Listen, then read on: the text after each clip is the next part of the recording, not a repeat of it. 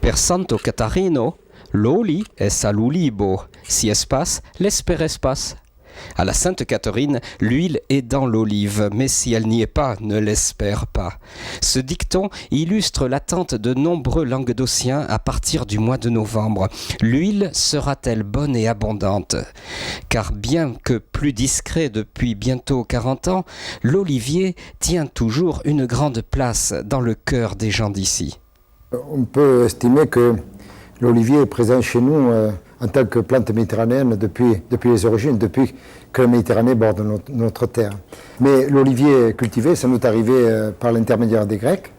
Et puis ensuite, les Romains ont encouragé et renforcé cette culture puisqu'ils avaient besoin d'huile et qu'ils repartaient vers leur capitale. Il y a toujours eu des oliviers plantés çà et là parmi les vignes de l'Hérault. Jusqu'à 40% du territoire agricole de la ville de Gignac au XVIe siècle. Une situation florissante donc, rythmée toutefois par les accidents périodiques du haut climat.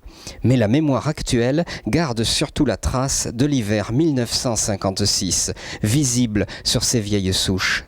La dernière catastrophe, c'est 1956. 1956, un terrible gel qui va faire éclater les troncs, qui va tuer la majorité des oliviers de notre pays, puisque jusqu'à la frontière italienne, tous les arbres seront touchés. À ce moment-là, nous avions réalisé en 1955, 1300 tonnes d'olives avaient été accueillies ici, et l'année d'après, 0.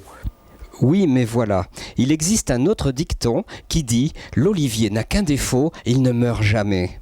Le verger se reconstitue et la coopérative, seule survivante des 6 d'avant 1956, connaît même une expansion réjouissante.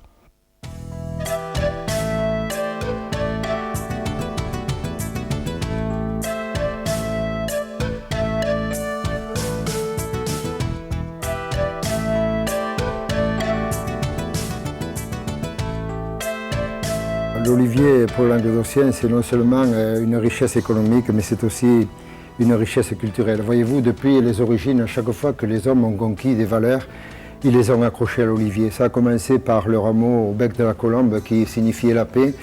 Ça a continué par l'usage de l'huile que l'Église a adopté comme signifiant de l'action de Dieu sur les hommes. Alors que notre région soit oléicole, qu'elle soit fragile pas à cause de son climat, mais que l'olivier, par son caractère éternel, perpétue cette affirmation de notre appartenance au monde méditerranéen est pour nous un grand sujet de fierté.